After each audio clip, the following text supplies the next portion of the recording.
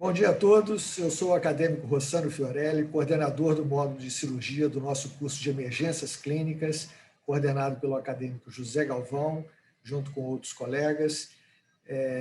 Curso esse realizado pela Academia Nacional de Medicina em parceria com a Jaleco e a DASEDUCA. Nesse domingo, nós teremos o prazer de ouvir dois acadêmicos reconhecidos mundialmente. O primeiro deles, o acadêmico Rui Haddad, nos falará sobre abordagem do derrame pleural na emergência. O acadêmico Rui Haddad é membro titular da seção de cirurgia da Academia Nacional de Medicina e professor titular da Escola Médica de Pós-Graduação da PUC do Rio de Janeiro, além de cirurgião torácico do Hospital Copstar. A seguir, o acadêmico José Luiz Gomes do Amaral nos falará sobre abordagem das vias aéreas. O professor José Luiz Gomes do Amaral é professor titular da disciplina de Anestesiologia, Dor e Terapia Intensiva do Departamento de Cirurgia da Escola Paulista de Medicina, Unifesp, Universidade Federal do Estado de São Paulo. O acadêmico José Luiz Gomes de Amaral também foi presidente da Associação Médica Mundial entre 2011 e 2012. Portanto, aproveitem essas duas aulas e após teremos aí 30 minutos de disponibilidade dos acadêmicos Rui Haddad e José Luiz Gomes de Amaral para tirar suas dúvidas. Bom domingo a todos e boa aula.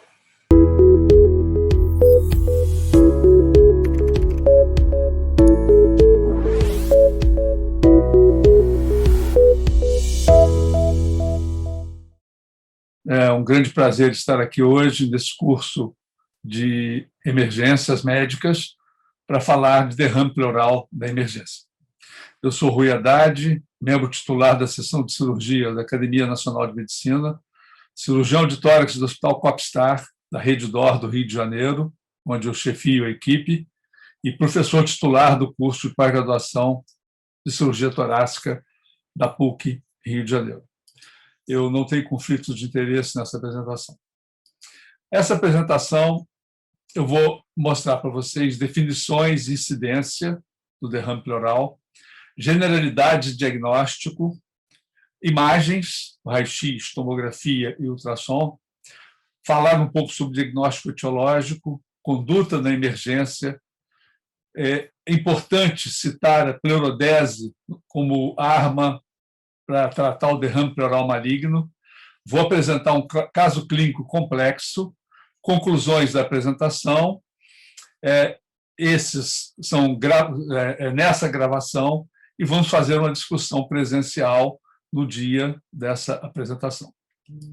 Então, é muito importante definir derrame pleural. Todo mundo sabe o que é, mas eu gosto sempre de definir como o acúmulo anormal de líquido na cavidade pleural. Eu vou explicar por que essa palavra anormal está grifada nessa definição. E cavidade pleural ela é um espaço virtual definido pela pleura visceral, que é a camada de células que cobre o pulmão, e a pleura parietal, é a camada de células que cobre a parede torácica, o diafragma e o mediastino. As pleuras são justapostas e se encontram ao nível do hilo pulmonar.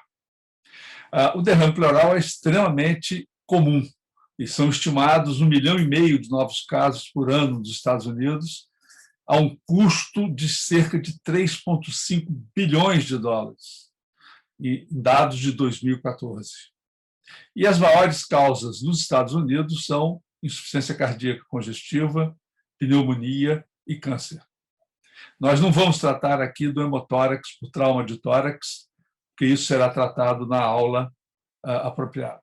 É importante dizer, e aí vocês vão ver por que está grifado ali acúmulo de líquido anormal, acúmulo anormal de líquido, né? Porque a cavidade pleural já contém líquido. Ela tem cerca de 0,26 mililitros de líquido por quilo de peso. Alguns trabalhos dizem 0,10, mas a maioria cita que no indivíduo de 75 quilos teria fisiologicamente 20 mililitros de líquido. E esse volume serve para lubrificar as superfícies pleurais, permitir a dinâmica dos fluidos dentro da pleura e a regulação das pressões nesse espaço virtual. Por que se diz que o espaço virtual? Que esse espaço é virtual? Porque a cavidade pleural é preenchida integralmente pelos pulmões, ou seja, ela não tem espaço mensurável, na realidade. É importante dizer que o líquido pleural é continuamente produzido e absorvido pela pleura parietal. E ele depende, numa análise simplista, de um equilíbrio de pressões entre circulação sistêmica, circulação pulmonar e espaço pleural. Essa figura do New England Journal of Medicine, de um trabalho agora de 2018, ele mostra muito bem, ele esquematiza muito bem essa dinâmica, né? A quantidade de fluidos no espaço pleural ela depende, basicamente, do equilíbrio das pressões hidrostáticas e oncóticas entre circulação sistêmica e circulação pulmonar e o espaço pleural. Ou seja, o funcionamento adequado dos capilares linfáticos, aqui representados dessa forma, é extremamente importante. E esses capilares eles podem aumentar o fluxo de absorção em até 20 vezes, se necessário, para manter o equilíbrio dessas forças e o equilíbrio do líquido, e o volume do líquido pleural. Então, o acúmulo do líquido ele ocorre quando a sua produção ultrapassa a capacidade de absorção linfática, seja por aumento dessa produção, pela baixa reabsorção, ou ambas. De uma forma menos esquemática, o aumento da pressão hidrostática, ou seja, da pressão dos capilares pulmonares ou dos capilares da parede torácica, podem gerar derrame pleural. Então, uma insuficiência cardíaca congestiva, uma embolia pulmonar, vão causar um aumento da pressão hidrostática. Uma diminuição da pressão oncótica plasmática pode causar um derrame pleural, seja uma hipoalbuminemia num doente nefropata, num doente hepatopata. Uma diminuição da pressão do espaço pleural, numa atelectasia, por exemplo, gera um derrame pleural, que é o chamado derrame ex vácuo. Então, se forma uma cavidade, porque o pulmão recua, há uma diminuição do jogo de pressões, do equilíbrio de pressões e formação de líquido. O aumento da permeabilidade da microcirculação vascular causada por infecções, por inflamações, doenças inflamatórias, doenças do colágeno, doenças linfoproliferativas e o câncer, assim como o bloqueio da drenagem linfática, que também pode ser causado por doenças inflamatórias, infecciosas, e, nesse caso, principalmente por doenças malignas. Dessa maneira, o diagnóstico ele começa, como tudo em medicina, com a história clínica do paciente. Então, a história geralmente tem sintomas desde simples dor torácica, uma dor pleurítica, uma dor contínua, uma dor empontada e tosse, até graus crescentes de dispneia, podendo chegar à insuficiência respiratória e morte. Importante dizer que o derrame pode ser um achado, pode ser assintomático. Então, o paciente vai fazer uma radiografia e acha um pequeno derrame pleural. Nós vamos voltar a discutir esses aspectos mais para frente. O exame físico é aquela ordem geral do exame físico. A inspeção do paciente, nós podemos ver que o hemitórax está mais fixo, um expande mais do que o outro, um está mais fixo. A palpação, principalmente o frame tóraco-vocal, vai estar diminuído. A percussão, maciçez, porque o hemitórax, quando você tem um pulmão com ar, o som não é maciço, o som é oco. E a ausculta, onde você vai ter uma diminuição, uma abolição do murmúrio vesicular, dos sons respiratórios, são dados muito importantes. Um outro dado importante, quando você encontra esses achados, né, uma percussão maciça, ausculta, ausência de ruídos, é a posição traqueal, o exame do pescoço.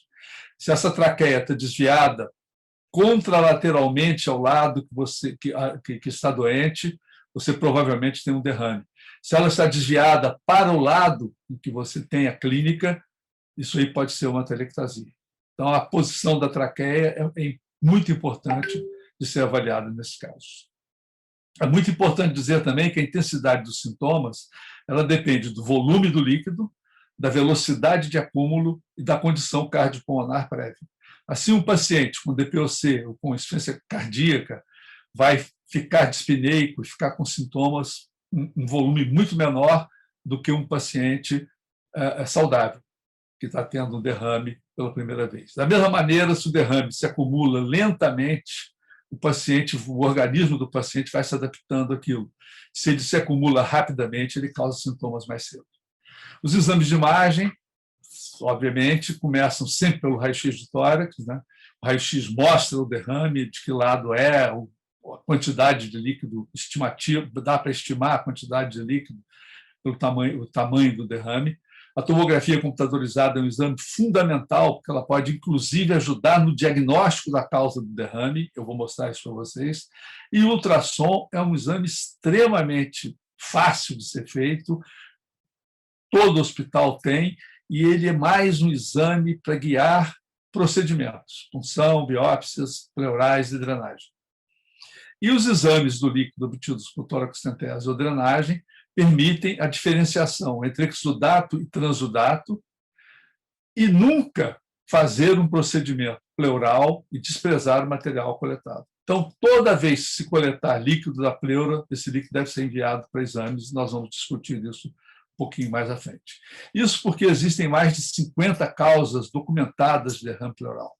E isso torna, às vezes, o diagnóstico muito difícil de ser feito, apenas com bases clínicas. O exame do líquido pode ajudar muito nisso. Primeira grande descoberta, né, quando nós examinamos um paciente, é para saber se é um exudato ou um transudato. Ou seja, exame direto do líquido pleural. Então, os exudatos preenchem pelo menos um dos critérios abaixo. A relação entre proteínas do líquido pleural e sérica de 0,5, ou seja, no dia da punção pleural é interessante colher sangue do paciente e fazer essas dosagens que eu vou discutir com vocês agora. A relação entre a desidrogenase lática no líquido pleural e sérica maior que 0,6 e a desidrogenase lática do líquido pleural maior do que 2/3 do limite superior da normalidade do plasma. Nós podemos fazer uma punção no paciente, colher um líquido e a relação entre proteínas do líquido pleural sérica ser de 0,4, a relação do LDH com a proteína sérica de 0,5 e o LDH ser exatamente 2/3 do limite superior da normalidade do plasma, ou seja, limítrofe. Então, nós vamos adicionar a esses exames a relação albumina sérica albumina do líquido pleural, se ela for menor ou igual a 1,2, tem uma alta especificidade, e a relação das proteínas totais séricas sobre proteínas totais do líquido pleural menor do que 3,1, então vão diagnosticar o exudato. As imagens ao raio-x elas são variáveis. Nós podemos ter uma opacificação total do hemitórax ou opacificação parcial. Essa opacificação total ela é acompanhada nessa radiografia de um desvio do mediastino para a esquerda, as setas estão indicando aqui, e isso causa uma compressão e um desvio do coração, compressão da veia cava superior e uma compressão do pulmão contralateral. Então, esse paciente é um paciente com uma dispneia intensa. Além disso, nós vemos aqui o alargamento dos espaços intercostais. Aí, nós vemos que no exame clínico desse paciente, por que esse hemitórax pode estar maior do que o outro quando você tem um derrame pleural. E aqui é a linha média, mostrando que não existe assim, um grande desvio da traqueia nesse paciente, apesar de um desvio, de um derrame muito grande. Esse outro derrame mostra uma imagem que não é comum se ter derrame pleural. Ela é uma opacificação parcial do hemitórax esquerdo, em torno de 50%, um pouquinho mais de 50%. Isso aí é chamado de nível hidroaéreo, porque é um raio-x pós-punção. Normalmente não tem ar na cavidade pleural a não ser que seja traumático, que haja alguma ruptura periférica de pulmão. O que acontece normalmente no derrame pleural é um apagamento seicostofrênico com a denominada parábola de Damoiseau, essa linha curva que nós vemos subindo aqui. Então, o apagamento seicostofrênico, a parábola de Damoiseau, que são as imagens clássicas do derrame pleural. Isso acontece porque o líquido sobe entre as pleuras parietal e visceral por causa da tensão superficial intrapleural. A tomografia computadorizada já é um exame mais sensível, que nos dá mais subsídios até para diagnóstico. Nesse caso, não. Nesse caso, é um derrame pleural muito grande, completo, com colapso total do pulmão, um desvio importante do coração. A gente vê aqui a linha média, né? O coração devia estar, pelo menos, situado nessa posição, ele é mais para a esquerda do que para a direita, né? Mas isso acontece normalmente no derrame pleural neoplásico, então, que são grandes derrames pleurais. A tomografia ela serve também num caso como esse, né? Um derrame pequeno, bilateral, com derrame pericárdico e uma cardiomegalia. Isso é sugestivo de insuficiência cardíaca congestiva. Se nós temos um derrame pleural, né? Um paciente que apresenta nódulo pulmonar, massas pleurais, adenomegalias de cadeia mamária interna, um grande gânglio submamário aqui, nós já podemos desconfiar que isso aí seja secundário a um câncer de mama avançado, ou seja, um derrame pleural neoplásico. Nesse caso, também não é difícil de imaginar a causa. Nós temos uma tomografia e aqui nós temos placas pleurais bilaterais, né, importantes, né, na asbestose pulmonar. Então, isso dá para fazer uma suspeição de mesotelioma de pleura. Da mesma maneira, esse caso também, um espessamento pleural importante, derrame pleural, um derrame encistado dentro do espessamento, o espessamento mediastinal, o espessamento da cisura, uma imagem fora do tórax, fora da pleura, né? A gente vê uma pleura espessada aqui. Essas também são imagens sugestivas do mesotelioma pleural. Ou seja, a tomografia nos dá um indício, às vezes, pode nos ajudar no diagnóstico desse derrame pleural. Já o ultrassom, ele é o ponto alto no diagnóstico da existência e do tratamento do derrame pleural. Mas ele não contribui muito para a etiologia, como a tomografia computadorizada. Eu não recomendo nenhum procedimento para derrame pleural, nem punção, nem drenagem, nem biópsia de pleura, sem o ultrassom no local. O ultrassom é um exame simples, ele é fácil, ele é em tempo real, ou seja, o que eu estou vendo dentro do paciente é o que está acontecendo naquele momento, ele é dinâmico e ele é um exame de beira de leito. Ele diminui muito o risco de complicações de qualquer procedimento, ele ajuda a escolher o melhor lugar para toracocentese, biópsia e drenagem, principalmente quando nós drenamos com catéter pigtail. Pigtail ele tem uma ponta muito cortante e a gente tem que ter uma distância mínima entre a pleura e o pulmão de 3 centímetros para poder colocar o pigtail sob o risco de perfurar o pulmão com esse tipo de catéter pleural. Um fato interessante que há muitos anos atrás, quando nós começamos a usar o ultrassom para procedimentos pleurais, nós selecionávamos o sítio do procedimento baseado no exame clínico, ou seja, percussão, ausculta, palpação do paciente, fala 33, o frame tóraco-vocal, e depois fazíamos ultrassom localizador. E esse mudava o local do procedimento em mais de 30% dos casos. Ou seja, me dava uma melhor janela em outro local ou uma total inadequação.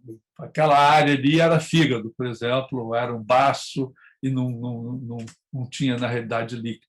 Então, nós passamos a usar isso em todos os casos, porque se você tiver 30% de complicações em punção pleural, é uma coisa muito grande, muito alta, muito inaceitável. Essa é uma imagem do ultrassom, essa imagem muito clara, na realidade, o líquido dessa parte preta aqui. Aqui nós vemos o diafragma, Isso aqui é pulmão colapsado, né? E aqui é a parede torácica. Nós temos uma régua que mostra quantos centímetros, né? Quantos centímetros nós vamos precisar adentrar no tórax para chegar ao derrame pleural. Nesse caso, 5 centímetros seria uma função ideal, né? O diafragma está aqui bem visível, e aqui nós podemos funcionar nessa direção ou nessa direção. Esse outro caso, derrame pleural esquerdo, também tem o diafragma, um derrame muito volumoso. Se nós quiséssemos funcionar nessa área, nós deveríamos dar uma inclinação para evitar que, com o movimento do diafragma, nós lesássemos o diafragma. Na realidade, uma lesão do diafragma com uma agulha de punção não causa problema nenhum, exceto o risco de ter um sangramento, lesar um vaso diafragmático. O diafragma é muito vascularizado. Então, ele indica o local e a direção da punção, e nós vamos fazer isso com uma chance de erro muito menor. As causas de derrame pleural dos transudatos mais importantes são, eu já falei, a insuficiência cardíaca congestiva, a cirrose, a telectasia e a hipoalbuminemia, causada por várias outras doenças, inclusive desnutrição severa. E as causas de exudatos mais comuns são o derrame parapneumônico, os derrames pleurais neoplásicos, embolia pulmonar, doenças colágeno-vasculares e a tuberculose. No nosso meio, a tuberculose é talvez a segunda ou terceira causa de derrame pleural em pacientes jovens. O diagnóstico etiológico ele é feito através da história clínica muito bem feita. Tinha um médico aqui no Rio de Janeiro, muito antigo, né, que dizia que ele conseguia fazer, pela história clínica, exame físico muito bem feito, 80% dos diagnósticos dos pacientes que ele examinava. E acertava quase todos eles. Os exames de laboratórios devem ser feitos induzidos pelas hipóteses prováveis. Lembrar que em mulheres o câncer de mama é uma causa comum de derrame pleural neoplásica, e em homens o câncer de pulmão, uma causa comum de derrame pleural neoplásico. O raio-x e a tomografia, como eu falei, podem ajudar no diagnóstico etiológico, se mostrarem doenças no parênquima pulmonar, associações do derrame com outros achados de imagens, nodulações pleurais, gânglios, ou até massas extrapleurais. Derrames volumosos devem ter uma tomografia feita após a drenagem, porque se o derrame é total, você não sabe o que há por baixo daquilo ali, se tem alguma doença naquele pulmão, não dá para saber. Então, depois da drenagem, deve ser feita uma tomografia. E o ultrassom tem pouca indicação na etiologia, ele é mais procedimental, para orientar procedimentos. Na emergência, o que fazer nesse paciente? Se faz uma toracocentese de alívio. A toracocentese tem baixíssimo índice de complicações. Se ela for feita com ultrassom, isso aqui é menor ainda do que 0,8%. Complicações graves são extremamente raros. Tá? O derrame pleural neoplásico, 97% recidiva em 30 dias, e tem um curto tempo médio de reacúmulo do derrame. Eu lembro de enviar líquido para o derrame, deixar drenar por gravidade, por isso que eu botei um X aqui. Antigamente, nós usávamos uma garrafa de vácuo, ligávamos o doente direto no vácuo, o derrame, esvaziava o derrame de 2 litros em menos de 5 minutos. E aí nós tínhamos complicações. O paciente ficava, às vezes, muito desconfortável com isso, tinha dor torácica, etc. Então, deixar drenar por gravidade e fazer um exame radiológico depois de esvaziar. É muito importante citar isso, que é o edema pulmonar de reexpansão. Então, nesse trabalho de 2007, a maioria dos pacientes teve entre 1 e 2 litros de esvaziamento da cavidade pleural.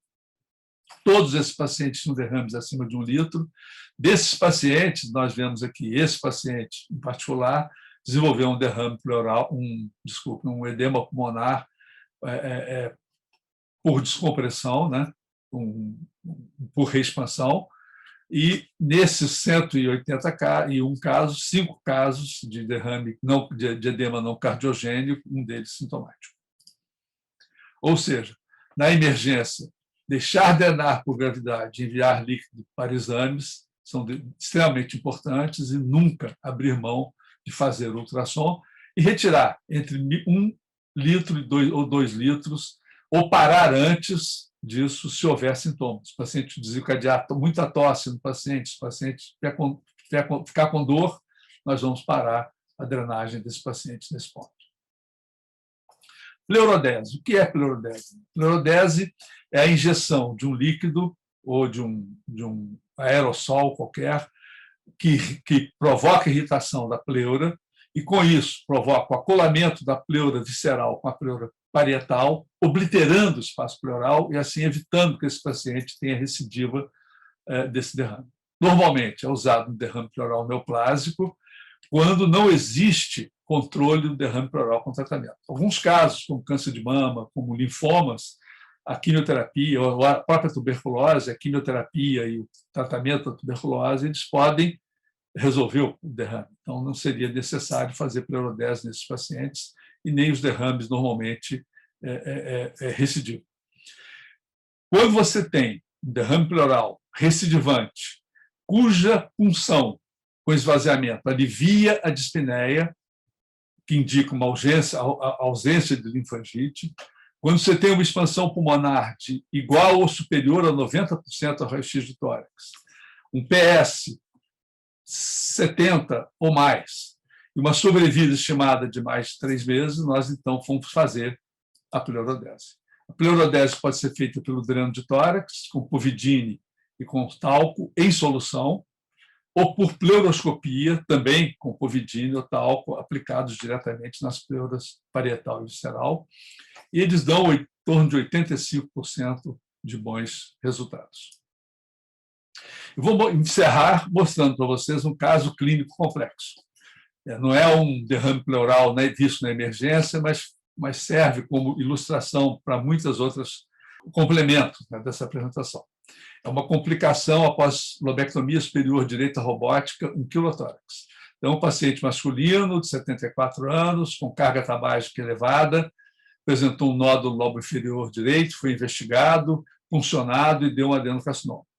Foi feito um PET, a lesão era única, de 22 por 18 milímetros, e tinha um SUV de 8,1. Os exames laboratoriais normais autorizando a lobectomia. Em 19 de 4 de 2021, foi submetido uma lobectomia inferior direita robótica com o robô da Vinci SI, com 4 braços. A cirurgia transcorreu sem problemas, mas no final foi identificada uma pequena perda linfática na área da linfadenectomia paratraqueal, R2 e R4, na zona 2 e zona 4 à direita. Esse é o PET do paciente, mostrando a captação intensa nessa lesão, uma lesão que já tinha o diagnóstico por punção de adenocarcinoma. Imagens da cirurgia, mostrando aqui um laguinho de linfa. Quando nós preparávamos já para fechar, já tínhamos retirado a peça e tudo. Nós colocamos aqui uma esponja hemostática, colocamos cola em cima, e 15 minutos depois não tinha mais extravasamento de linfa, nós achamos que estava resolvido o problema do paciente e fechamos o tórax, botamos um dreno, etc. No dia seguinte, após a alimentação, surgiu um líquido piloso. Eu vou mostrar a fotografia para vocês. Drenou 950 mililitros no primeiro dia, o que não é incomum. A drenagem normal, a gente considera normal até 800, 1.000 mililitros no primeiro dia. Foi solicitada, pelo aspecto do líquido, uma dosagem de triglicerídeos que veio acima de 1.000, acima de 100 é típico de quilotórax. Nós entramos com dieta zero, hidratação venosa, triglicerídeo cadeia média, foi medicado com análogo de somatostatina, repouso no leito. Todas essas medidas para diminuir o afluxo de linfa, mas ele drenou 1.400 no segundo dia e acima de 1.000 nos 4 dias subsequentes. Nós consideramos uma fístula de alto débito aquela que drena igual ou superior a 1.000 mililitros por dia. E essa perda é perigosa pela perda de anticorpos e nutrientes. Eu revi o vídeo da cirurgia e nada de diferente ou muito agressivo foi feito na linfadenectomia para justificar uma fístula de alto débito. Normalmente é uma fístula de uma lesão do duto torácico principal. Então, nós resolvemos realizar uma intervenção precoce nesse paciente, feita pelo Dr. Daniel Canaan, que é um radiologista intervencionista. Então, esse aqui é o aspecto do líquido, no tubo, a quantidade drenada de 950 no primeiro dia, o líquido leitoso, né, que é o líquido linfático. Essa embolização percutânea do duto torácico é feita por punção de linfonodos inguinais, injeção de lipiodol, opacificando até a cisterna quilosa. Ela é puncionada, passa-se um guia, introduz-se uma microcânula no canal, faz-se uma linfografia, emboliza com coio metálico para não deixar que o preenchimento com cola, que é o histoacril e lipiodol, extravasem para a circulação sistêmica. Aqui a punção de um gânglio à direita e de um gânglio à esquerda. A esquerda precisou de 2 punções ganglionares, que o primeiro não progrediu. A punção da cisterna Killy, que fica à altura de L1 ou L2. A linfografia mostrando o extravasamento de líquido a esse nível, que é o nível da região paratraqueal, exatamente da linfadenectomia, e mostrando a existência de dutos linfáticos anormais nessa área, que não existem normalmente, né? Aqui um close desses dutos linfáticos anormais. Foi colocada uma mola metálica para impedir que a cola subisse, depois colocado a cola biológica. Revimos a tomografia do paciente, encontramos, sim, algumas estruturas que poderiam justificar, né, essa má formação linfática, mas isso foi posteriormente, isso não dava para descobrir antes da cirurgia. Então, a drenagem nas primeiras 6 horas foi de 80 mililitros, depois de 150, iniciamos a alimentação no dia seguinte, o dreno foi retirado, o paciente foi embora e ficou com o diagnóstico de uma má formação linfática ao nível dessa cadeia ganglionar de R2 e R4. Nós interrogamos linfangioma, mas depois nós achamos que era só uma má formação. Linfangioma não tem essas características radiológicas. Essa é a tomografia de controle mostrando a obliteração total, né? Isso é visto por causa do lipiodol, que é um contraste. E as conclusões finais é que o derrame pleural ele pode ser uma emergência médico-cirúrgica, ele deve ser tratado por especialista, um pneumologista, um cirurgião de tórax, afastadas as causas cardiológicas. O tratamento na emergência é a toracocentese de alívio, deve-se sempre enviar líquido para exames específicos para a possível causa do derrame, que é obtida por história, exame físico e de imagens. O tratamento da causa deve ser feito sempre que possível. O derrame pode ser uma consequência de uma doença mais grave. E lembrar que cerca de 6 a 10% dos derrames permanecem sem diagnóstico etiológico, são derrames inespecíficos e devem ser seguidos clínica e radiologicamente. Muito obrigado a todos pela atenção.